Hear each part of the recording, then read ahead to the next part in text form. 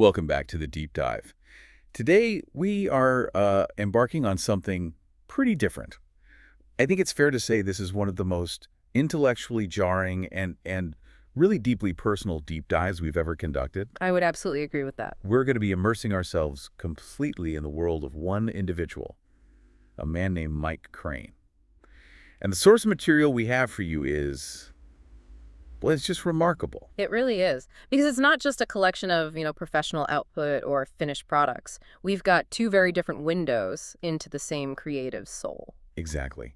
It feels like we're looking at the raw source code of a person's entire belief system. That's a great way to put it. We are not analyzing a finished product here. We are witnessing a system being built, a worldview being codified in real time. So on one side, we have these intensely personal, almost confrontational rap lyrics. Right, which he himself describes as his foundational manifestal philosophy. I mean, that phrase alone tells you a lot. This is his emotional and intellectual blueprint.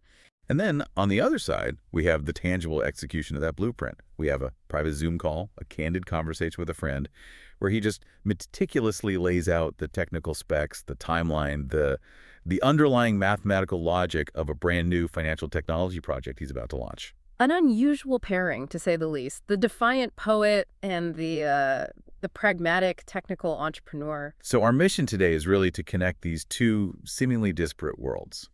How does Mike Crane's philosophy of just total defiance, his rejection of established institutions of traditional authority, which is so fierce in his art, How does that translate directly into the architecture and the strategy of a disruptive tech product? And not just the product, but a real-world distribution model for it. we're getting a rare, unfiltered, and unedited look through his lens, as he would say. And what it reveals, I think, is a single unified worldview where everything from his rap lines to his code is deeply interconnected. Yeah, nothing is arbitrary. It's all part of the same system. So the big question for you, the learner, is this. When a person explicitly rejects traditional authority, rejects education, yet anchors his entire self-made structure in what he repeatedly emphasizes is science, math, and logic, what does that actually look like? What does it look like when it manifests as both art and a revolutionary financial system? We're talking about extreme self-reliance taken to its ultimate technological conclusion. So let's unpack this worldview, and let's start where he starts, with the declaration of a new guiding force. The new Messiah. We have to begin with the opening lines of his lyrical manifesto. Yeah. You just have to.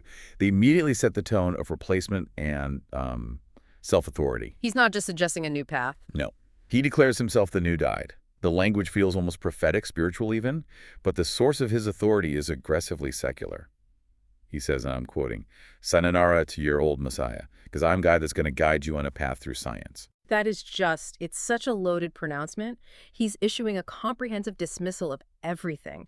Religious, political, academic figures of authority, the collective old Messiah. Right.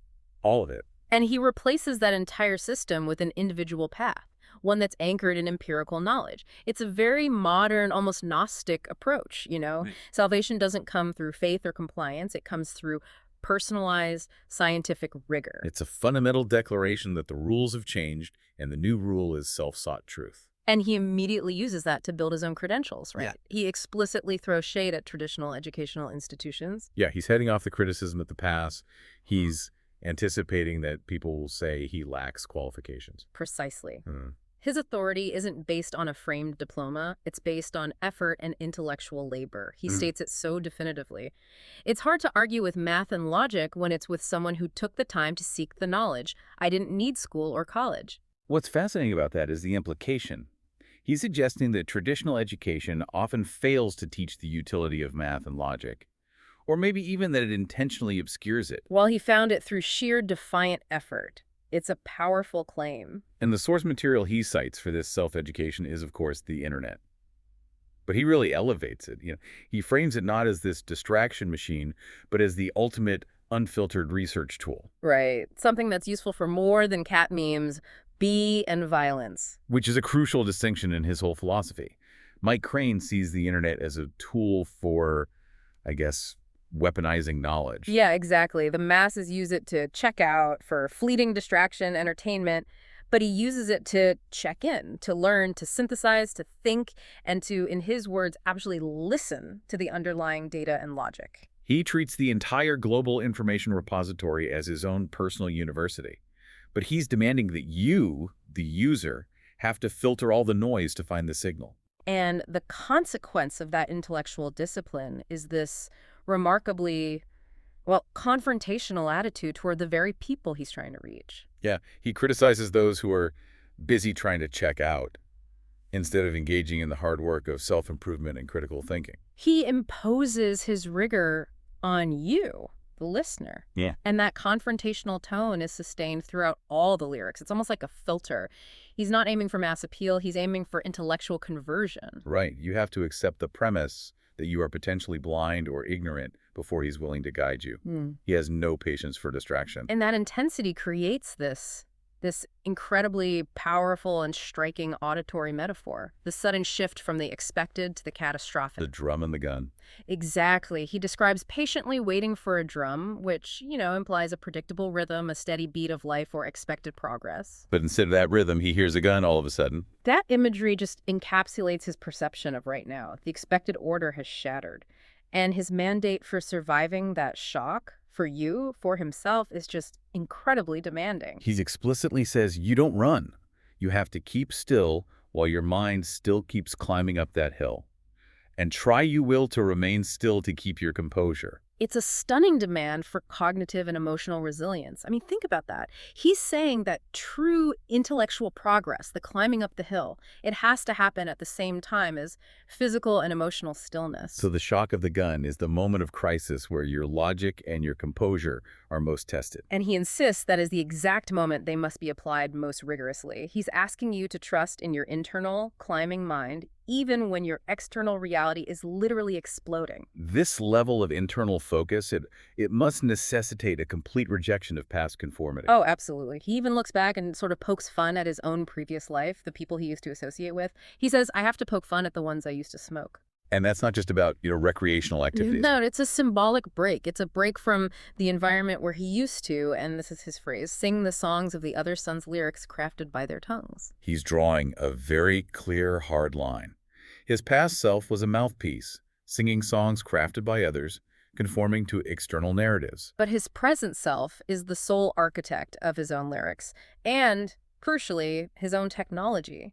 He is proclaiming total independence from all external influence, including his own history. And this defiance, it all culminates in his critique of traditional power structures, specifically the capitalist nationalists. And this is where he introduces a concept that just immediately caught my attention.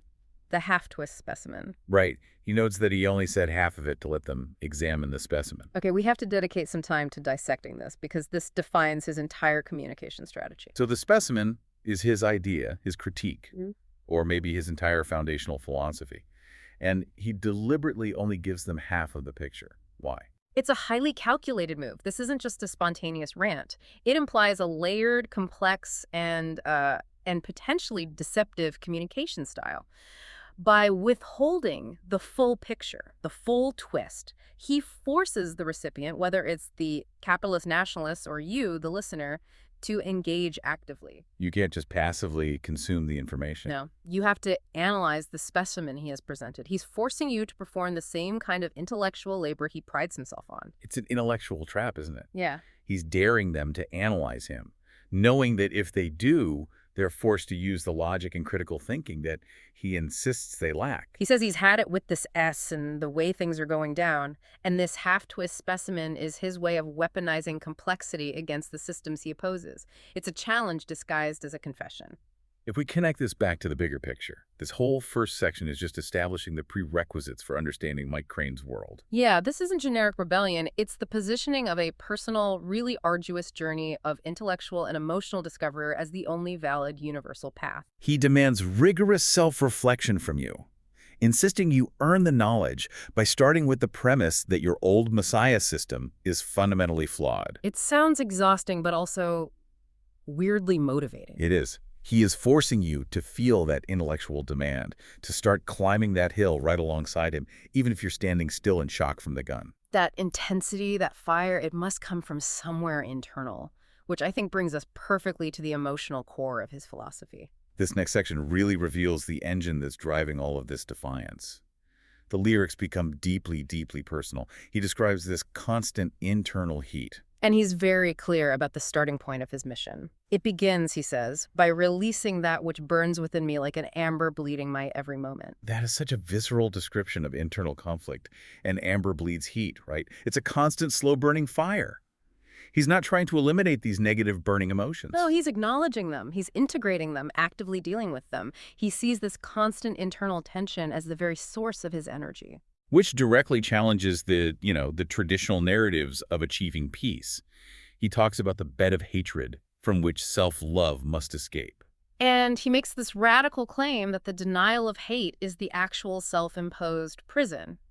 He argues that trying to ignore or suppress those negative, burning feelings, it actually prevents the emergence of true, authentic self-love. So for him, the hate is foundational. You have to recognize it and escape from it rather than just pretending it doesn't exist. And he really solidifies this by stating, the denial of hate, it's not selfish to want love. He is linking the two concepts almost in a dialectic relationship. You can't appreciate the hard-won peace, the love, unless you acknowledge and overcome the internal war, the hate. It turns the struggle into a necessary forge for his identity. He seems perpetually stuck in this state of necessary tension, pain versus strength, courage versus fear, wisdom versus tears. He's constantly negotiating these oppositional forces. He's searching for a resolution. He asks, how many more years of your wisdom to calm my fears? Where's the love I love you? It's a search for peace, but a peace that only seems to exist in the context of this ongoing dynamic fight. Right, which explains his ability to deal with confrontation. He says, I come in peace, but if you want violence, I can scream and shout. Or if you prefer silence, I can deal with a battle. He's equally prepared for anything. Engagement, withdrawal, aggression, contemplation. He views conflict, whether it's external or internal, as just another form of energy that he has to be ready to manage. And the acceptance of this internal chaos is so key to his authenticity. He doesn't project an image of perfection, far from it. No, he admits his flaws so openly. I lash out. I'm trash. She's so take me out. He understands that his passion can sometimes lead to destructive behavior. But that admission itself is the first step toward the change that he's charting. And you can see him actively moving through this process in the lyrics. He describes the wound that is clotting, which indicates a healing process is happening, and the other me die. It's not a sudden epiphany. It's a commitment to an ongoing process of self-refinement. This commitment to self-evolution is what he calls fluidness and being truest to himself. The other me, who is driven by desperation or lack of control, he's being shed as the wound dries up. Yeah, he's refining his identity based on the lessons learned from the conflict. He's using that initial bed of hatred as the impetus to change. He's purely focused on being authentic rather than being needed or liked by others. Okay, so here is where the philosophical and the technical aspects of Mike Crane truly merge. This is the key. He takes this highly personal, intellectual, and emotional journey and anchors his entire intellectual confidence in a philosophical construct he calls the sphere analogy. And this is absolutely critical. You have to understand this to understand his strategy in the tech world. We really need to analyze this analogy thoroughly. He starts by acknowledging the initial intellectual mistake he made. He fell for the cliché advice of trying to think outside the box. Right, and he admits that even when he thought he'd succeeded, when he thought he'd moved past the box, he was still confined. The big realization, the aha moment for him, was that the conventional box he was stuck in was just a different, maybe more rigid version of the same fundamental confinement, the sphere. His comparison is just brilliant. He compares it to jumping out of a sloop, a small boat, representing your immediate localized constraint, into the vast ocean. Which seems like freedom. It seems like freedom, but it's still ultimately confined by the curvature of the Earth. The ocean seems vast, but it's still just a big sphere. Okay, so if we apply this to intellectual life, the box is like conventional wisdom. The small, closed-off set of accepted ideas. Right. But the sphere is the vast expanse of conventional accepted possibility. It's like the entire framework of modern physics, or the entire global banking system, or maybe the accepted large-scale tokenomics of the entire crypto market. Even in the largest established system, you are still operating within defined, finite limits. So his ultimate act of defiance isn't just thinking outside the box. It's thinking outside the sphere. He's essentially declaring that his mental model transcends even the most expansive, seemingly infinite conventional thinking. He's trying to create a logic set that exists in a dimension that's unreachable by those who are still confined to the sphere. And he knows it sounds confusing, right? Oh, he absolutely knows. When he says, I was clear that circle became a sphere, and then declares he's thinking outside of that, he's challenging your patience. But he insists he's being perfectly clear if, and this is the key part, if you are actually listening with the intellectual rigor he demanded back in Section 1. This philosophical confidence, the belief that his logic is fundamentally separate and superior to all conventional systems, that is the foundation upon which he builds his tangible, disruptive tech project. That's the perfect bridge, because if you genuinely believe your thinking exists outside the sphere of conventional finance, then the only logical next step is to create a new, self-governed financial system. Okay, let's take that philosophical confidence, that outside the sphere mentality, and apply it directly to his technical ambitions. We're pivoting now to the candid Zoom call, where he details his project, the Crypto Fabric, which he says is scheduled to launch in 3.5 to 4 weeks. And this transition isn't just a change in topic, it's the physical manifestation of his lyrical manifesto. I mean, Right. his description of the project is just breathtaking in its ambition. He calls it literally a money printer. Which is a bold claim. It's an insane claim. He's not just participating in DeFi. He is promising an apparatus of guaranteed wealth generation, which is something that's totally necessary if you're going to reject the capitalist nationalists he criticized earlier. The crucial element here is trust. He's trying to solve the fundamental trust deficit that's inherent in the decentralized finance space. You know, the rampant fraud, the instability. And he promises that this system is specifically designed to prevent rug pulls, pump, and dumps. This connects directly back to his anti-establishment roots. He's building a financial system that inherently disallows the exploitation he despises. Presumably because he views those exploits as results of sphere thinking. They're products of the old, flawed system. Exactly. So we need to get into the mechanism, because this is where the math and logic truly come into play. He explains that the system requires 3 components to operate effectively: Ethereum, ETH, USDC, and THT. Right, THTH is implied to be his project's native token, or maybe a foundational mechanism within the fabric. And the interaction of these 3 components is the core innovation. Okay, let's break down the role of each. Why these 3 specifically? Ethereum, that's obvious. It provides the underlying decentralized smart contract layer, the gas and transaction layer. It brings the volatility and the momentum you need for a decentralized ecosystem. Correct. But Ethereum on its own is way too volatile, which is where USDC comes in. USDC provides the stability. It's the peg to the real-world dollar. It acts as the anchor, the measure of value that prevents a total collapse during market shocks. So in essence, ETH provides the movement and the energy. And USDC provides the structural integrity and the trust. So then the THTH component must be the engine. He explains that the crypto fabric keeps the TH token or mechanism constantly moving, and if it's moving, it's worth more money. Yes. So how does the mechanism enforce constant motion and growth? And how does that prevent the failures he listed, like rug pulls? This is the proprietary logic that he claims exists outside the sphere. Now, he doesn't provide the exact smart contract code, of course, but his explanation points towards a mechanism. It's likely a combination of liquidity pool dynamics, transaction fees, and rebalancing protocols, all designed to ensure THDH is perpetually being swapped or staked or otherwise utilized. So if the system is designed to penalize stagnation and reward participation, which is motion. It fundamentally discourages the sudden withdrawals that lead to rug pulls, and it discourages the manipulative trading that characterizes pump and dumps. By making the system reliant on mandatory constant movement of all 3 components, he is essentially coding his core philosophical tenet, the necessity of perpetual climbing and movement, into the financial DNA of the product. It's an intentional closed feedback loop designed for perpetual or at least structural growth and stability. The stability comes from the constant deliberate friction between the volatile ETH, the stable USDC, and the moving THDH. Now, here's where the technical and the deeply personal become fused in a way that truly embodies his outside-the-sphere thinking. This is the wild part. This is where it gets really strange and really specific. He reveals the profound significance of the planned launch date. It's mathematically tied to his personal history. Yes, the launch date is set for Alyssa's birthday, an ex-girlfriend he hasn't spoken to in at least 3 years. And at first this sounds, sentimental or maybe a little obsessive.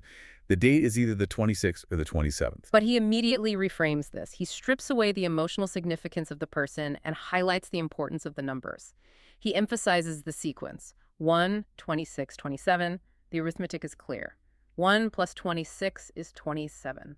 He's extracting a mathematical pattern from a personal external event. But his obsession with the pattern deepens. He notes that 72 is 27 backwards, which he calls his favorite number.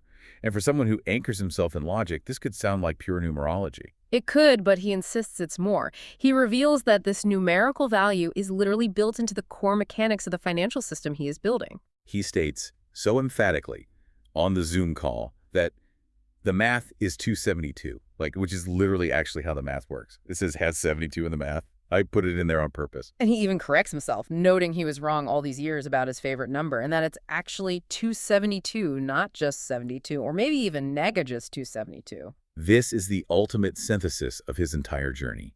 The intellectual confidence he gets from the sphere analogy, the belief that his logic transcends the norm, it allows him to take an esoteric, personally significant pattern, an ex-girlfriend's birthday numbers, and consciously encode that personal truth into a revolutionary, public, real-world financial technology. He's saying, my personal truth is the math that defines your wealth.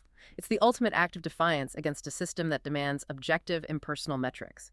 He's making his personal history the literal DNA of the code. This level of interconnected vision where your emotional core determines the cryptographic structure, it's terrifying in a way. Because it relies entirely on his singular, unchallengeable logic. He's not just stalking opportunity, he's redesigning it based on his own private numerical map.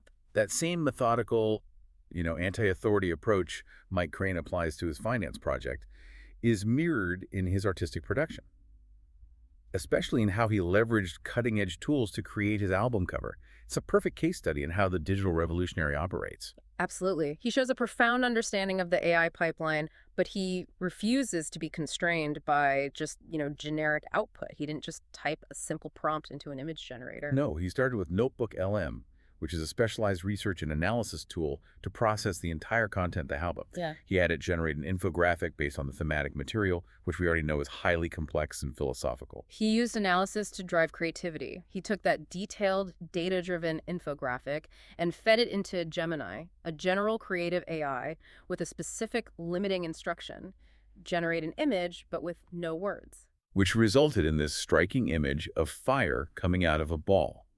A visual encapsulation of that amber bleeding my every moment that we were just talking about.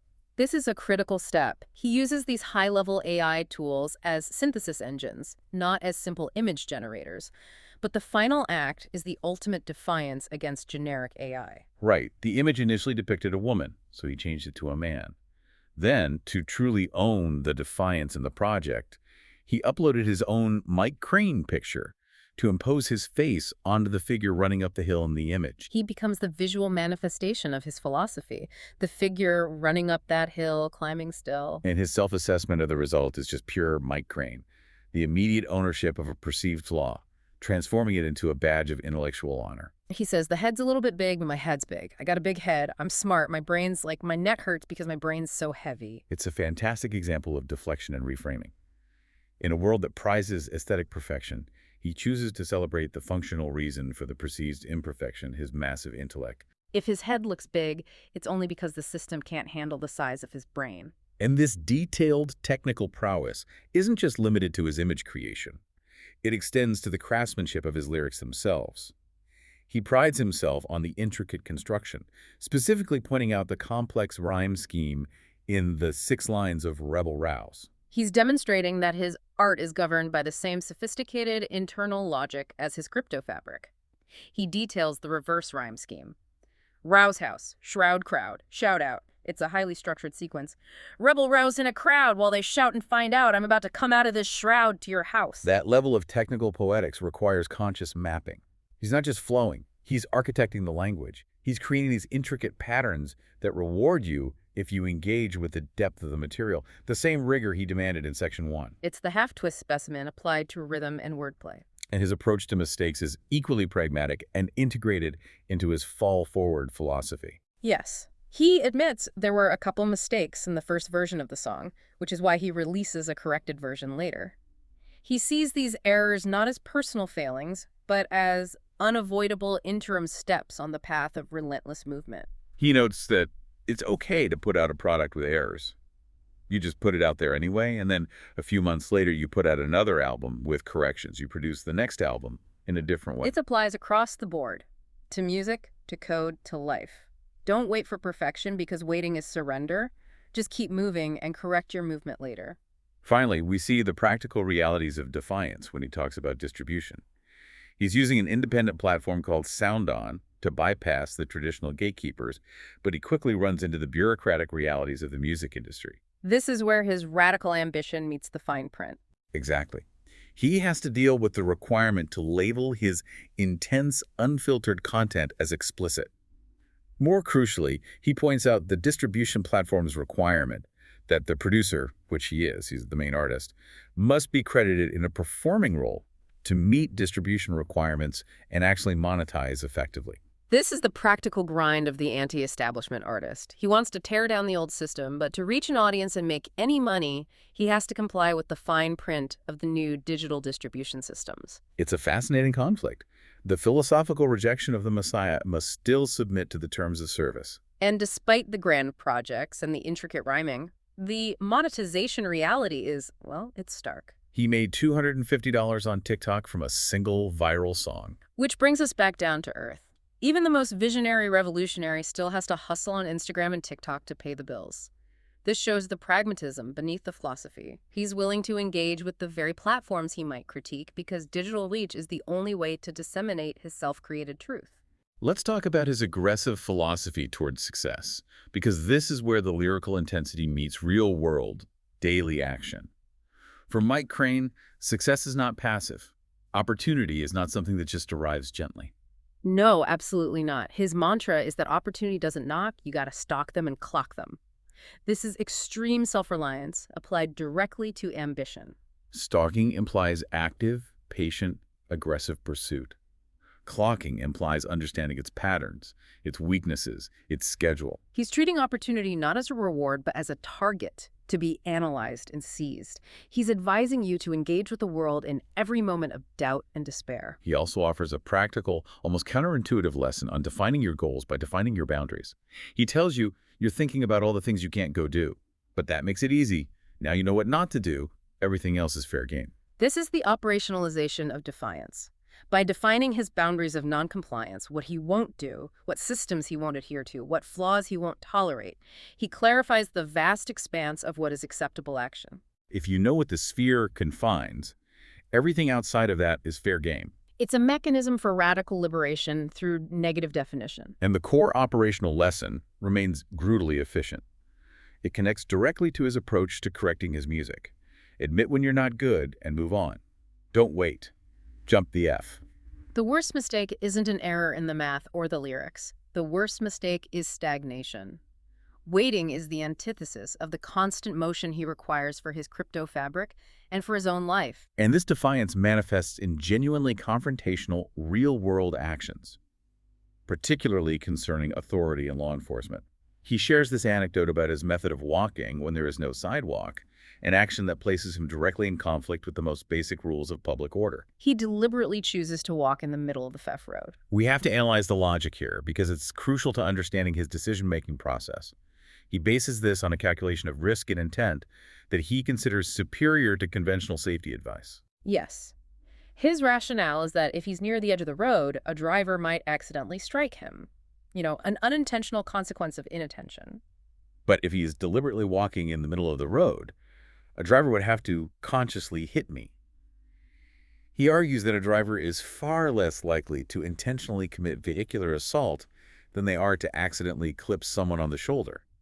Wait, okay, but isn't that just a reckless choice justified by extreme defiance? We need to look at this critically. Does his personal rationale actually make it a rational or safer choice for you, the listener? From a purely practical pedestrian's safety standpoint, no, of course not. It is clearly an elevated risk. But for Mike Crane, this isn't a safety choice. It's a philosophical statement about agency and confrontation. He is asserting his right to occupy public space on his own terms. By forcing the driver to make a conscious choice to engage with him or swerve, he is shifting the power dynamic. He's refusing to be a passive victim of chance. He demands active engagement from authority, even if that authority is just a civilian driver. That rationale led directly to an interaction with a police officer who pulled him over and told him to move to the side of the road. And Mike's internal response was pure rebellion. There's no sidewalk, Em. He describes the interaction as a silent, visible defiance. He made it obvious that I didn't want to comply, but I did.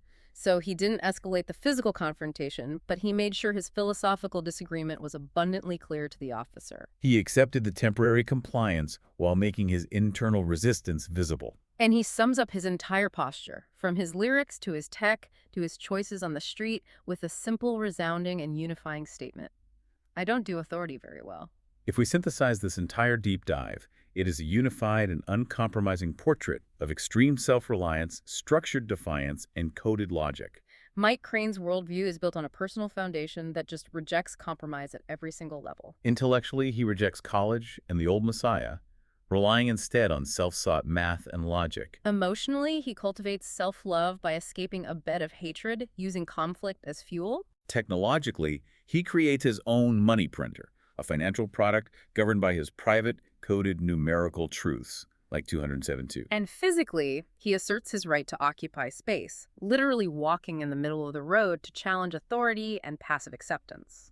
The entire journey, from the intricate technical poetics of his lyrics to the complicated math of the crypto launch, is him attempting to prove that he is fulfilling his own mandate.